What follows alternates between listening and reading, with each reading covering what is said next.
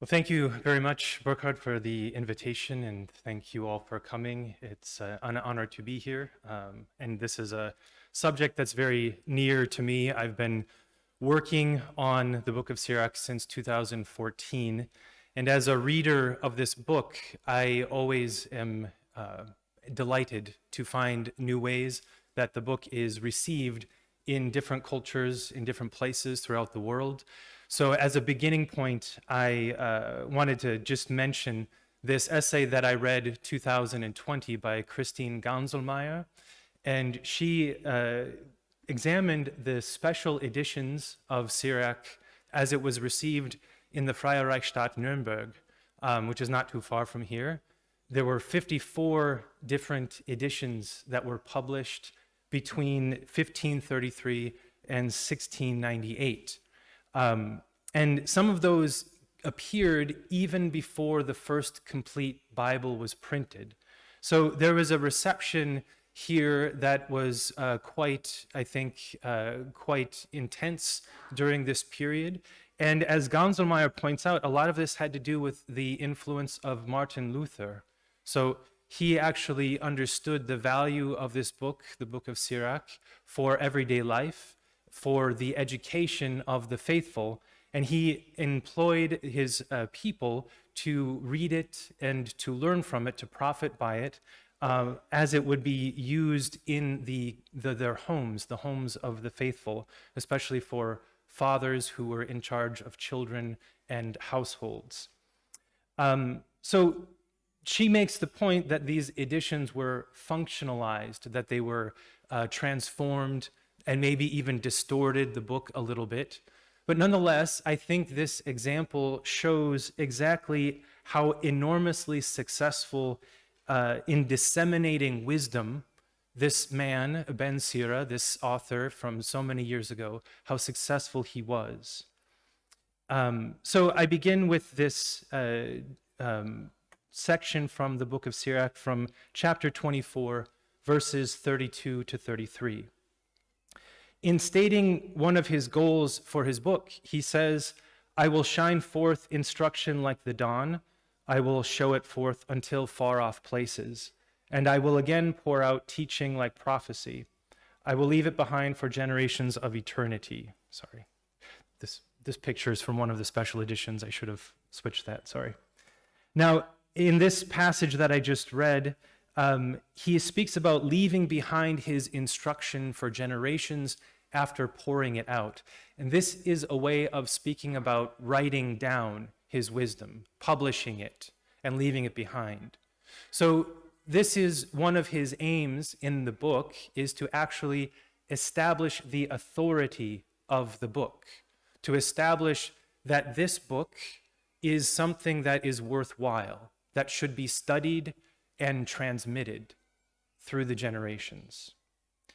Now, this goal is, in fact, related to another goal, that of leaving behind a name. He speaks about the importance of leaving behind a name, that is, establishing fame or a reputation in several places in his book. This is a fitting goal for the wise person, and it is also a reward for the wise person. When you leave behind a name, there is something good about this. There is a way in which you and your name live on. Okay? So he is seeking these two goals to establish the authority of his book and the authority of his name, his reputation. And these are two goals, two aims of the book that I think are ordered toward a further aim, that is the dissemination of wisdom, to in fact make wisdom spread through time and space, to continue to make men and women wise. This is the ultimate goal, the final goal of the book. That's the relationship that I want to consider in this lecture, that he seeks to establish his name, to establish the authority of his book at the service of and in order to make his students and future generations wise. So before I get into this, the book of Sirach is a rather complex book. It has been called the most difficult book to interpret because it is the most complicated text critically speaking. So the first thing that I wanted to mention is something that Dr. Burkhardt already mentioned, which is that this book was originally written in Hebrew, but it was translated into Greek at about 132 BC. Okay, this book then continued to grow, and there continued to be a tradition of adding to this book after it was translated. So there are a lot of difficulties in trying to relate the Hebrew to the Greek. I mentioned this because I just wanted to give a disclaimer, but I am not going to do text criticism this morning, so you can thank me later. But that, I think, would suck all of the oxygen out of the room. So I am going to try to focus on the ideas. Having gone through this, the text myself, I will look at the places where the Greek and the Hebrew are. We can make conclusions and offer a synthesis of thought that goes back to Ben Sira, the scribe. Okay.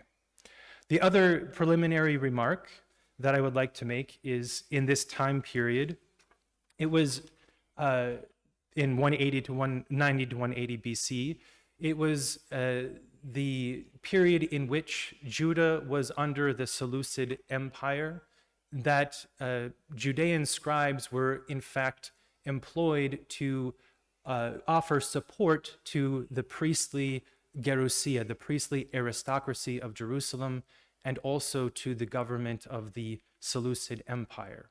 So it's important to keep in mind that when Ben Sira is speaking in the second person, when he says you, the first people that he means are young men who are seeking to become scribes, who are seeking to be workers in the government of Judea. And this accounts for some of the way that he speaks, some of the way that he uses rhetoric, but it's also important for us to keep this in mind as we consider the import that this book has for Catholic education out of biblical perspectives. Okay. So those are the preliminaries. The first proximate aim of Sirach, of the book of Sirach. I would like to consider these three texts that you see here, Sirach 50, 27 to 28, the prologue, and Sirach 24, 30 to 33, from which I just read. This first proximate aim, that he is seeking to establish his own book as authoritative, as fitting into the tradition of the Israelite writings, scriptures, that it is supposed to follow in the line of the wisdom literature of the Old Testament. This is what he seeks to establish. So the first of these texts that I'm going to analyze is from chapter 50, verses 27 to 28, which on the top there's the Hebrew and on the bottom there is the Greek in my translation into English. The first of these texts, this is verse 27, contains a colophon that concludes the Hebrew version of the book, and it reads, "Prudent instruction and apt proverbs belonging to Simeon ben Yeshua, ben Eleazar ben Sira, who poured them out with understanding." The Greek text is quite close, but it offers a precision that these are written. It has the focus that these are written or inscribed in the book, that these teachings are there in writing. It is quite important to note that in both of these versions, Ben Sira is employing a few terms that are quite common from Israel's wisdom tradition. We have this musar or paideia here. This is a word for, in English, we say instruction, which connotes an entire way of life, an entire program of formation of young men, that they would be formed into young Jewish men who would live according to an entire way of life. So this is different from book learning. It's different from simple conveyance of information. It's an entire way of life, that he is taking this term up from the wisdom tradition can be seen in the fact that this term occurs several times in the book of Proverbs, as well as a few times in Ecclesiastes and also the book of Job. So this is an important word in the wisdom tradition. It is qualified here by an adjective that I translate as prudent, that is sekel in Hebrew, and it is sunesis in Greek. So there is a prudence that this instruction befits how a person acts in the world. It is ordered toward action in one's life. It is not simply knowledge of abstract things, but knowledge about a way of life that one puts into action. So this way of characterizing his book, it does characterize it as containing a body of knowledge, but also a body of knowledge about how one ought to live. Finally, then, we see that it also contains this term apt proverbs, the mushal, that it is there in the Hebrew, which is not translated exactly in the same way in the Greek. It's episteme, knowledge in the Greek. But nonetheless, this reinforces this observation, this point, that he is placing his book within the wisdom tradition. One final note that I would point out here with verse 27 is this verb to pour out. So throughout the book of Sirach, he in several places uses this verb to refer to his teaching activity. And oftentimes it has a connotation of writing down. So the image here that he's using is that he has poured out his instruction, his teaching into this book. This book contains his wisdom and his instruction. In the following verse then, in verse 28, he follows a similar tactic. He says, "Happy is the man who meditates on these instructions, and wise is he who puts them on his heart." This, again, is drawing on the wisdom tradition of the Israelite literature. Ashrei or Makarios this is what is usually referred to in English as a macarism, a statement about an aspect of the happy person's life. So these are, again, putting his book into the tradition, into the conversation, the same category as the wisdom literature of the Old Testament. In addition to this term ashrei, there is this term hagah, to meditate. In the Hebrew, this term specifies a kind of muttering under the breath, a recitation of what is being written down, so that meditating is not simply a mental activity, but it is repeating recitation of what is being read. It's interesting that in Joshua 1, verse 8, this verb is used, and it is used to describe the injunction that God gives to the people to meditate, to recite his law day and night. This is also found in Psalm 1, verse 2, in the same way. It is the happy person in Psalm 1, verse 2, who meditates on God's law day and night. So there is this connection between recitation and meditation, the written wisdom that is associated with the law, and the recitation, the keeping in mind of this wisdom, of this writing.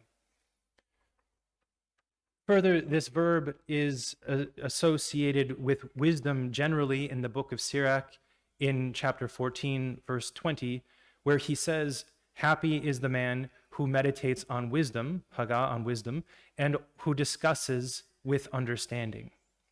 So from all of these different observations about the terminology that he has selected in chapter 50, verses 27 to 28, it seems safe to conclude that he, Ben Sira, is certainly categorizing his own book at the end of it as a book that is worthy of study, of transmission, of recitation, because in doing this, one can attain wisdom through it. The next text that I wanted to consider is from the prologue of the book. Now, this prologue is written originally in Greek. It is written by the translator, the grandson. So there is no Hebrew for this, but this describes how the translator sees his grandfather's work. So he writes, Jesus, my grandfather, since he had given himself increasingly both to the reading of the law and the prophets, and since he had acquired considerable proficiency in them, he too was led to compose something pertaining to education and wisdom, in order that lovers of learning, when they come under their sway as well, might gain much more in living by the law. There are two things that I wanted to observe. The first is that the grandson identifies his grandfather as first having attained wisdom through study, and then having transmitted this in writing. The second observation that I wanted to make is that the purpose that he identifies of his grandfather's book is to make progress in living according to the law. So this book is consciously ordered toward helping others live according to the law of Moses, the Pentateuch. That's my interpretation of it. There's some debate about this, but I think it's clear that this book is ordered toward helping people learn and attain wisdom by living according to the traditional writings of Israel. So that's all I wanted to say about the prologue. Thirdly, chapter 24, verses 30 to 33. I've already read a part of this, but in these final, this comes from the final two stanzas of Ben Sira's most famous poem about wisdom from chapter 24. And in verse 23, he identifies the book of the covenant of the Most High as having some relationship with wisdom. He does not specify in that verse what this relationship is, but in the following verses, in verses 25, 26, and 27, it seems that he clarifies the relationship between the law and the wisdom.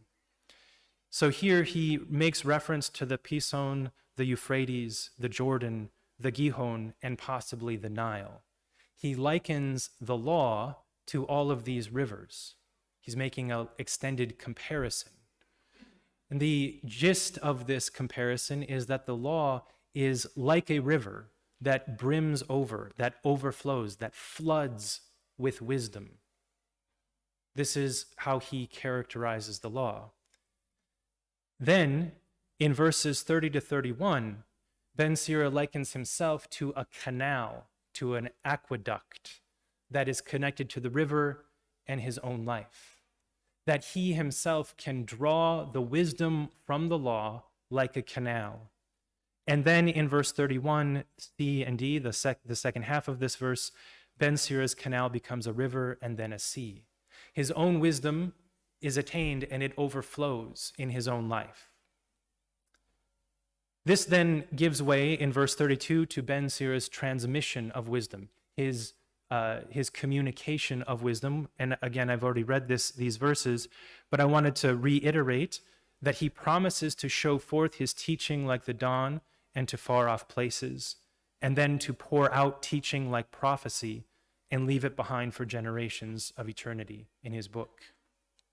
I should also observe that he has the audacity to compare his own teaching to prophecy, something that is quite remarkable since prophecy was understood to be authoritative, was understood to be inspired in the tradition. So he is comparing his own transmission of wisdom to the communication of prophecy in Israel.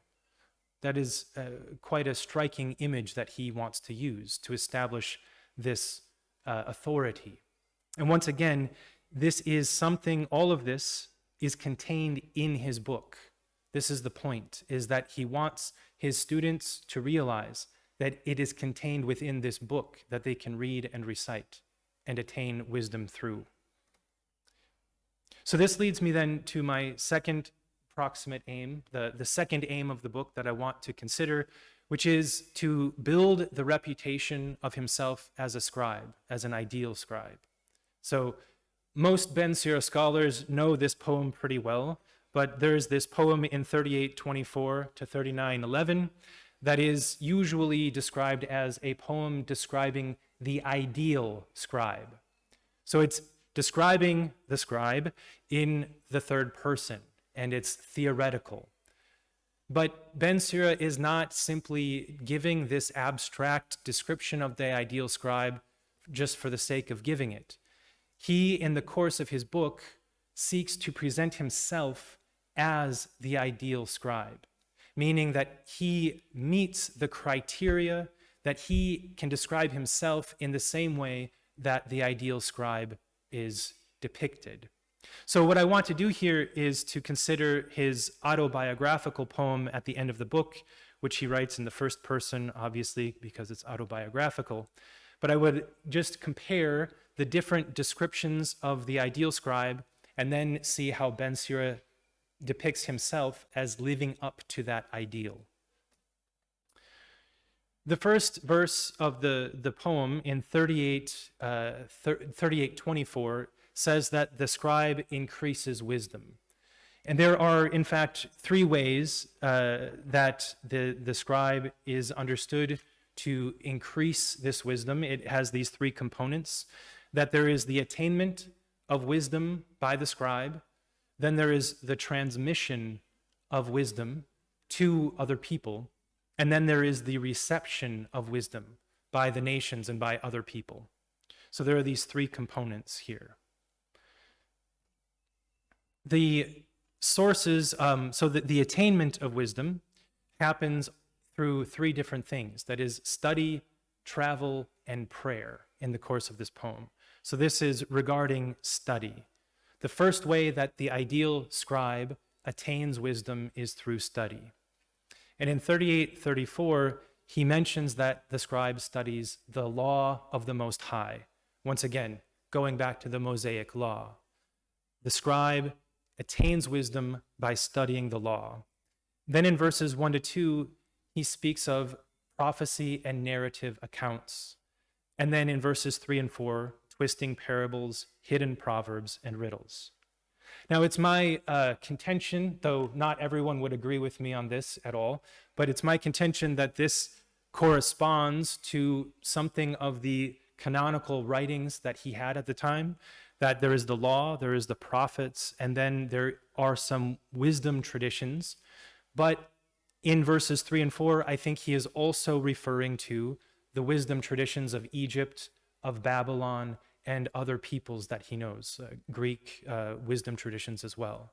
So the scribe is one who attains wisdom both through the tradition of Israel, but also by paying attention to what other people have written in the world. He is open to receiving wisdom from different peoples.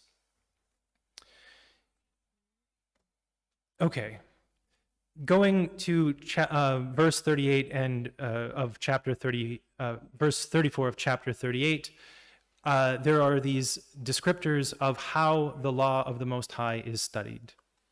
The ideal scribe gives over epididomi, his soul, and ponders it, dianoeomai.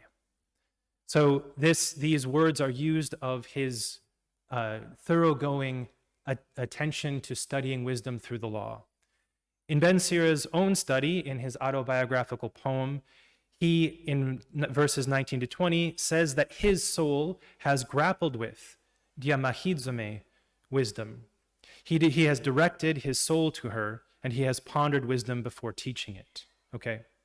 So this first verb here, diamahizome, is a hapax legomena. It only occurs once in the Septuagint, and it's likely that he created the word, that he coined it.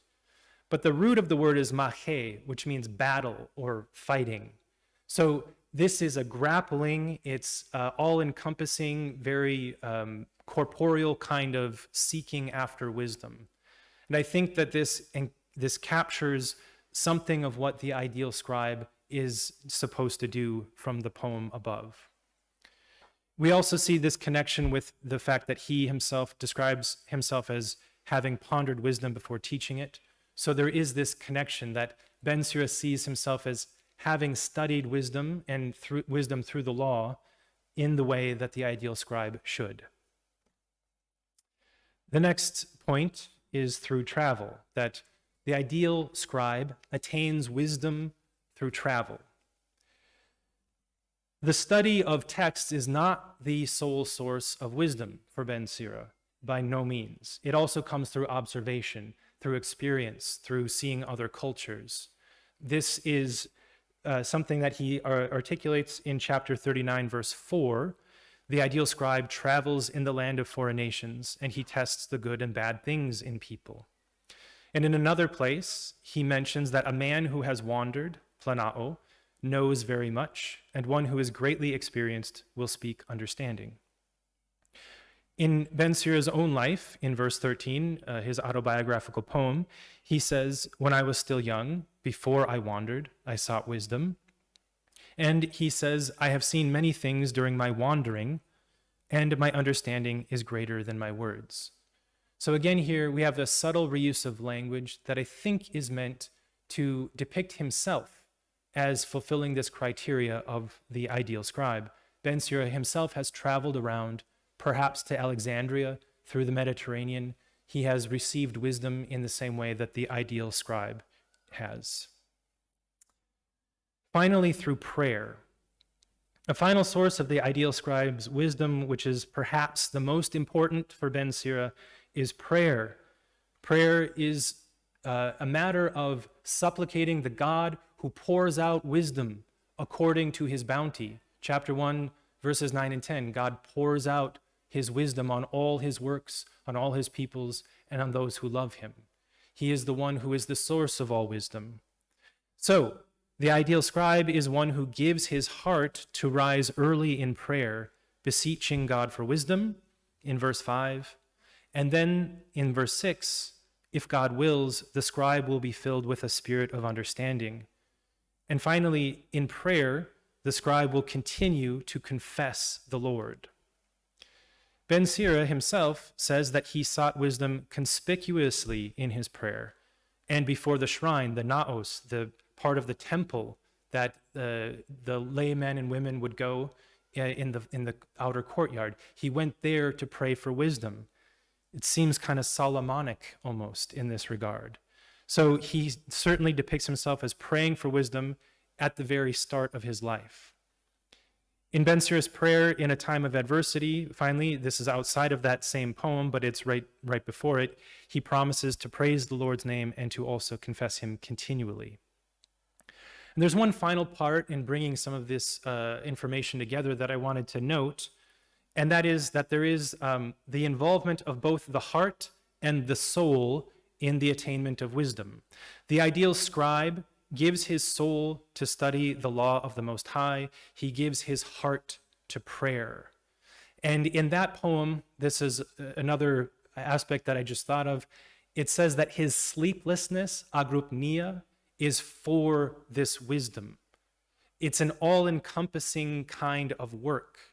And it distinguishes the scribe from the manual laborers, that their sleeplessness, their agrupnia, is for making physical objects, it's for taking care of livestock, etc.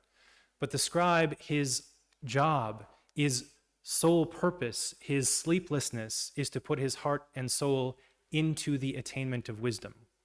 Okay, so Ben Sira, again, his soul grapples with wisdom in verse 19, and he directs his soul toward wisdom in verse 20. And he acquires a wise heart from the beginning through prayer and study. So Ben Sira depicts his own heart and soul as being involved in the attainment of wisdom through prayer and through study, in much the same way as the ideal scribe. Next, we have the transmission of wisdom, the second part of the life of the ideal scribe. In verses 6 and 8 rather, the ideal scribe is one who will pour forth, again, this word of pouring forth, words of wisdom, and he will show forth, ekphino, the instruction of his teaching. Ben Sira himself has poured forth wisdom from his heart, as I mentioned in the first section, but he also promises to show forth, ekphino, his instruction to his students and to far-off places. So in other places than his autobiographical poem, Ben Sira has promised that he will show forth his instruction, and these are the same words again. I think it's a subtle reuse of language that he is engaging in order to show himself as the ideal scribe, transmitting wisdom. Finally, we have the reputation or the name being established as the result. In verse 9 of chapter 39, remembrance of him will not depart, and his name will live for generations of generations. In verse 11, if he continues in wisdom, he will leave behind a name greater than 1,000, and if he should die, it will benefit him. Now, Ben Sira, I think, uses a little bit more humility here. He's a little bit more subtle, because for Ben Sira, he understands he writes in chapter 11, verse 28, that no man should be called happy or wise until he dies. So he understands that one can always turn away from wisdom. One can always defect. So he doesn't want to go out and say that he himself will have and has established a name for all eternity, because he knows that it's not going to happen until after his life. Nonetheless, he does seem rather convicted that he will search out wisdom until the end. And until the end means his death. He promises to search out wisdom until the end, until his death. Secondly, he says that he will not be ashamed and he will not be abandoned. In other contexts in the book of Sirach, these are promises that Lady Wisdom herself makes to all of those who do not abandon her. So in chapter 4, verse 19, she says that she will abandon only those who abandon her first, but she will never abandon one who sticks with her, and such a person will never be ashamed. So it seems that Ben Sira might be thinking of this in describing his own life, saying that he will never be ashamed and that he will never be abandoned. Okay, this brings me to my final point, the remote or ultimate aim of his book, of his instruction. And this, I would suggest, is something that's meant to make his students wise, okay? So what do I mean exactly by this?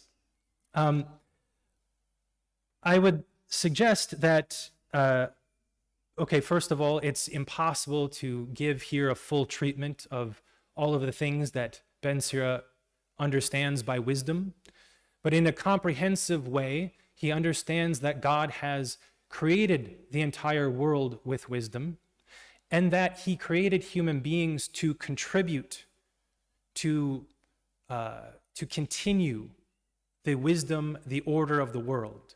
So men and women are, in some sense, tasked with becoming wise and acting with wisdom to continue to perpetuate, to bring forward the orderliness and the beauty of the world. So that's a very, very, very short description of how Ben Sira sees God's created wisdom operating, and how he sees wise men and women as being instruments by which God continues to guide his world providentially. So having said that, this is how I understand his book to have an ultimate aim of making students wise, that he wants them to become wise so that they can be instruments in God's providential care for the world. Okay. He does this by also instilling values in his students. There is a desire for wisdom and a desire for the law that he wants his students to acquire.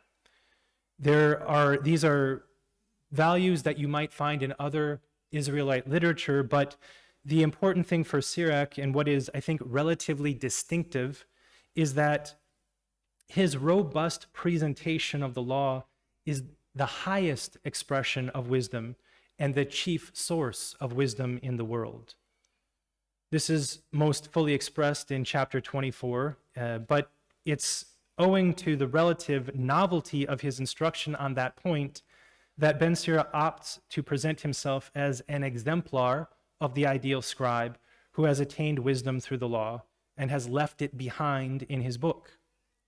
By using the exemplar model of education, Ben Sira presents his students with a living illustration, a living image of or embodiment of wisdom.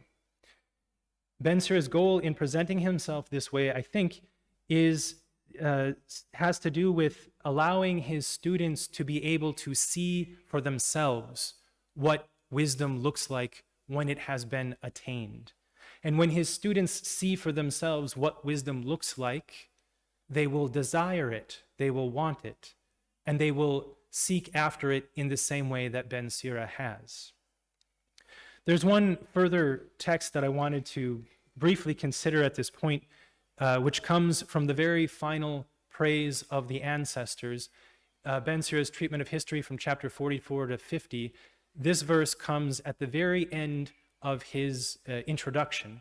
He explains that in his presentation of history, he is going to praise these famous figures of Israel's history for their virtues and for all of their good qualities. He's going to do this because these are the ways that God has manifested his beauty, his wisdom, his glory, his care in the world. Okay? This is what he says in conclusion to his introduction. Peoples will recount their wisdom, and an assembly will proclaim their praise. That might sound familiar, because in verse 10, he writes, the nations will recount his wisdom, and an assembly will proclaim his praise. So I think this repetition is not coincidental, that this repetition is meant to signify that the ideal scribe ought to be included in the great figures of Israel's history. And if Ben Sira himself is an ideal scribe, and an ideal scribe should be a great figure of Israel's history, then Ben Sira should be a great figure of Israel's history himself. So he wants to insert himself, I think, qualify himself in that great line of figures of Israelite history. And this then connects all of those great men in the history of Israel to his students who are living with him in the 2nd century, so that they can see the greatness of God's wisdom and desire it for themselves. And it's implicitly the case that if they can follow in Ben Sira's path, then they too can become great figures in Israel's history. That essentially brings me to the end of my analysis of the book of Sirach. I just wanted to say one thing in bringing it around to Catholic education. And this, I think, at least in my mind, it becomes rather clear that this highlights the importance of the lives of the saints in Catholic education as exemplars who show us in their lives what it is to attain God's wisdom and to display it, to show it forth to others. This is an, I think, irreducible element to Catholic education that Ben Sira himself actually gives us the groundwork for explaining and understanding. Secondly, though, I think it also highlights the importance of us, ourselves, to be exemplars, to try to instill values in young men and women, that this happens interpersonally, that we ourselves are charged with allowing them to see for themselves the goodness of the Catholic way of life. We can't do this simply by giving them empty lessons or giving them any kind of abstract theories or modern theology. It's something that is deeply personal. And I would also say that this, finally, my last conclusion is that there is a place for authority in Catholic education. That Ben Sira was able to establish authority over his students and over subsequent generations. It was in that way that he was able to transmit wisdom. There's something, I think, about Catholic education that relies upon this authority from God given to certain men and women to instruct the faithful in the truths of the faith. So those are just some thoughts that are half-baked, admittedly, but I would be delighted to hear what you have to say about it. So thank you very much. All right.